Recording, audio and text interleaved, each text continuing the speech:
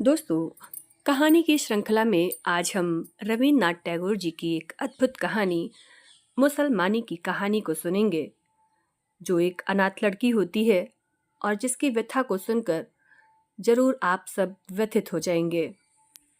रवीन्द्रनाथ टैगोर ने इस कहानी का वर्णन जिस प्रकार किया है, उसको आज हम सभी श्रवण करेंगे। उन दिनों अराजकता के दूतों ने देश के शासन को कांटों से भर दिया था। अप्रत्याशित अत्याचारों से दिन रात कांप रहे थे। दुस्वप्नों के जाल ने जीवन के समस्त कार्यकलाप को जकड़ रखा था। गृहस्थ लोग सिर्फ देवताओं के मुंह की तरफ ताकते रहते थे। मनुष्य का मन दुष्टों के डर से कांपता रहता था। मनुष्य हो या देवता, किसी पर भी विश्वास करना कठिन था। केवल आंसुओं की दुहाई देते रहते थे। अच्छे काम और बुरे काम के परिणाम में अंतर की सीमा रेखा बहुत दुर्बल हो गई थी। चलते चलते आदमी ठोकर खाकर बुरी स्थिति में पड़ जाता था। ऐसे में घर में सुंदर कन्या का आना भाग्य विधाता के अभिशाप के समान था। उसके आने से परिवार के सभी लोग यही कहते थे, मुंह जली टले तो जान बचे। 3 महल के तालुकेदार वंशीवदन के घर ऐसी ही एक परेशानी आ गई। कमला सुंदर थी, माँ बाप मर गए थे। उन्हीं के साथ वह भी मर जाती तो बाकी परिवार निश्चिंत हो जाता, पर वैसा नहीं हुआ। तब से उसके चाचा वंशी बड़े स्नेह और सावधानी से उसे पाल रहे थे, किंतु उसकी चाची प्रायः पड़ोसिनों से कहती रहती थीं, देखो तो माँ बाप हमारा सर्वनाश करने के लिए उसे हमारे सिर पर छोड़ गए। कब क्या हो कहा नहीं जा सकता। मेरा बाल बच्चों वाला घर है, उन सबके बीच यह लड़की जैसे सर्वनाश की मशाल जलाए बैठी है। चारों तरफ से दुष्ट लोगों की नज़र उस पर रहती है। मुझे तो इस डर से नींद भी नहीं आती कि किसी दिन इसी की वजह से हम सब डूबेंगे। पर किसी तरह दिन बीत रहे थे। फिर विवाह के लिए एक रिश्ता आया। उसके चाचा कहते थे, मैं ऐसे घर का लड़का ढूंढ रहा हूँ जो लड़की की रक्षा कर सके। यह लड़का मोचाखाली के सेठ परमानंद का मझला लड़का था। बहुत से रुपयों का मालिक था, पर यह तय था कि पिता के मरते ही रुपयों का निशान भी नहीं बचने वाला था। लड़का बेहद शौकीन था। बाज उड़ाना, जुआ खेलना, बुलबुल उड़ाना वगैरह में छाती ठोक कर पैसे लुटाता था। उसे अपने धन का बड़ा गर्व था। उसके पास पैसा था भी बहुत। उसने मोटे मोटे भोजपुरी पहलवान रखे हुए थे, सब प्रसिद्ध लठैत थे। वह सब जगह यह कहता हुआ घूमता कि पूरे इलाके में कौन माई का लाल है जो मेरे शरीर को हाथ भी लगा सके। वह लड़कियों का बहुत शौकीन था। उसकी पत्नी थी, पर अब एक नई कच्ची उम्र की लड़की की खोज में था। उसके कानों में कमला के सौंदर्य की बात पड़ी। उसका वंश बहुत धनवान ही नहीं, शक्तिशाली भी था। उसने प्रण किया कि इस लड़की को अपने घर ले जाएगा। कमला ने रोकर कहा, चाचा जी, मुझे कहाँ डुबो रहे हो? वे बोले, माँ, तुम तो जानती हो कि अगर मुझ में तुम्हारी रक्षा करने की सामर्थ्य होती तो सदा छाती से लगा कर रखता। शादी के वक्त लड़का छाती फुला कर आया। बाजे गाजों का अंत नहीं था। चाचा ने हाथ जोड़कर कहा, दामाद जी, समय बहुत खराब चल रहा है। इतनी धूमधाम करनी ठीक नहीं है। सुनते ही उसने फिर चुनौती के सर में कहा, देखते हैं कौन पास आने का साहस करेगा। चाचा बोले, शादी पूरे होने तक लड़की का दायित्व तो हमारा है। उसके बाद वह तुम्हारी हो जाएगी।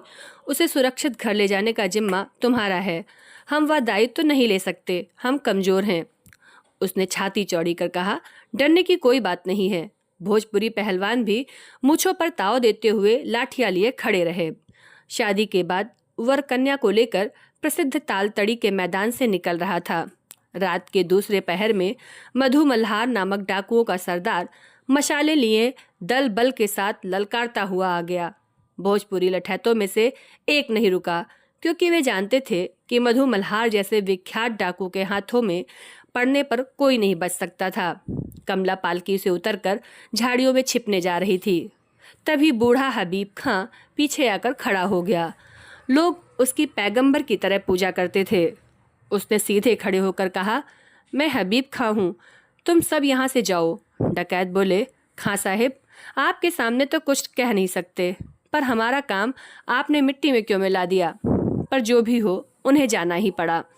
हबीब ने आकर कमला से कहा, तुम मेरी बेटी हो, तुम डरो नहीं, अब इस आपदा की जगह से घर चलो। कमला बहुत संकुचित हो उठी।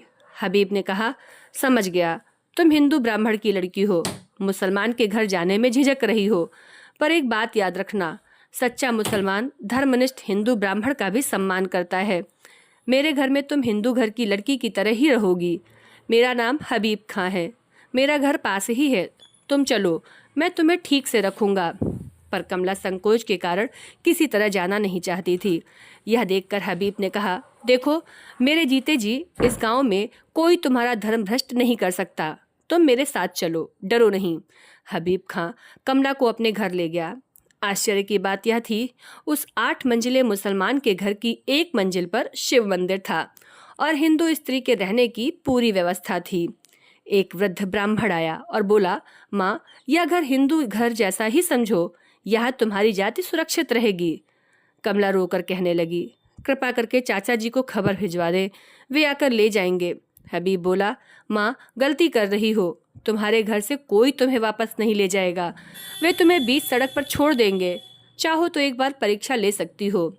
हबीब खां कमला को उसके चाचा के घर के दरवाजे तक ले जाकर बोला, मैं बाहर तुम्हारी प्रतीक्षा करूंगा। घर में अंदर जाकर कमला चाचा से लिपट गई और बोली, चाचा जी, मुझे कभी मत छोड़ना। चाचा की दोनों आंखों में आंसू बहने लगे। तभी चाची ने आकर देखा और बोलने लगी, दूर कर दो, इस कुलक्षणी को दूर कर दो, सर्वनाशिनी, दूसरी जाति के घर में रहकर लौटने में शर्म नहीं आई।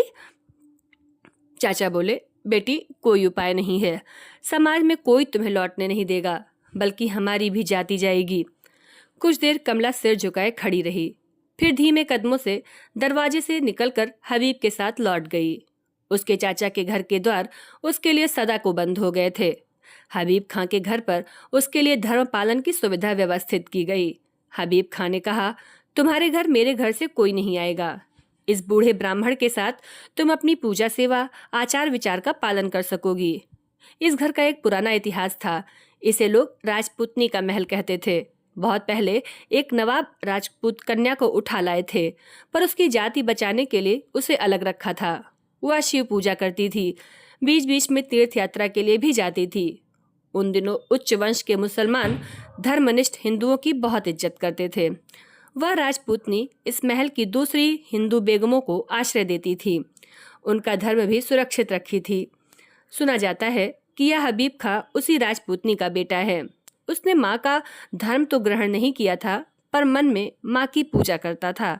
वह माँ तो अब नहीं रही, किंतु उनकी स्मृति की रक्षा के लिए उसने समाज से ठुकराई गई पीड़ित हिंदू लड़कियों को विशेष रूप से आश्रय देने का प्रण उठाया हुआ है।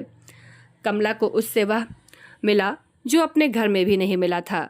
वहाँ चाची हर समय उसे कुलक्षणी, सर्वनाशी, अभागी आदि कहती थीं।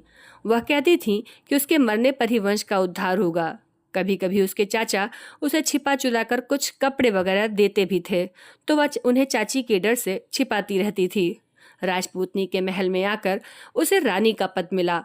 यहाँ उसकी इज्जत का कोई अंत नहीं था। उसके चारों तरफ हिंदू दास दासी मौजूद रहते थे। धीरे धीरे वह बालिका से युवती हुई। घर के एक लड़के ने छिपकर उसके यहाँ आना शुरू कर दिया। मन ही मन वह उससे बंध गई। तब उसने हबीब खां से कहा, बाबा, मेरा कोई धर्म नहीं है, मेरा प्रेम ही मेरा धर्म है। जिस धर्म ने सदा मुझे जीवन के प्रेम से वंचित रखा, मुझे अवज्ञा से फेंक दिया, उस धर्म में मुझे कभी भगवान को खुशी नहीं दिखी। वहाँ के देवताओं ने रोज मुझे अपमानित किया। मैं आज भी यह नहीं भूल पाती हूँ। बाबा, मुझे तुम्हारे घर पहले पहल प्यार मिला। मैंने जाना कि मुझ हतभागिनी लड़की के जीवन का भी कोई मूल्य है। जिस देवता ने मुझे आश्रय दिया, मैं प्रेम के पूरे सम्मान के साथ उन्हीं की पूजा करती हूँ। वही मेरे देवता हैं। वे न हिंदू हैं न मुसलमान।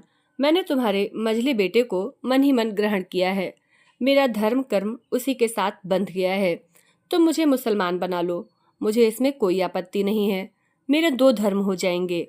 उनकी जीवन यात्रा बढ़ती गई। अपने पहले परिवार वालों से उसके मिलने जुलने की कोई संभावना नहीं थी।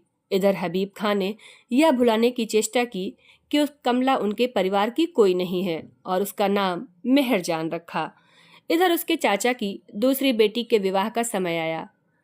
सारे प्रबंध पहले की तरह ही हुए, पर फिर वही परेशानी सामने आई।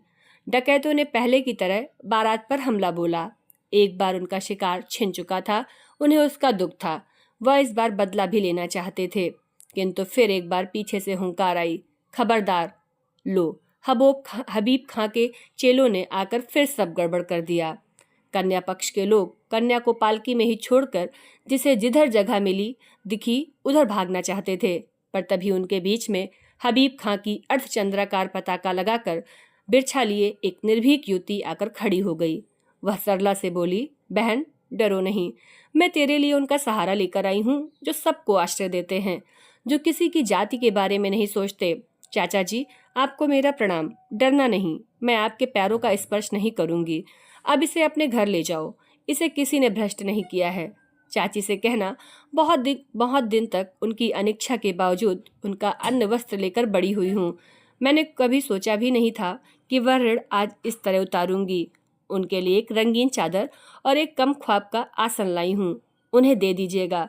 मेरी बहन, अगर कभी दुख आए तो याद रखना, तेरी रक्षा के लिए तेरी एक मुसलमान दीदी है।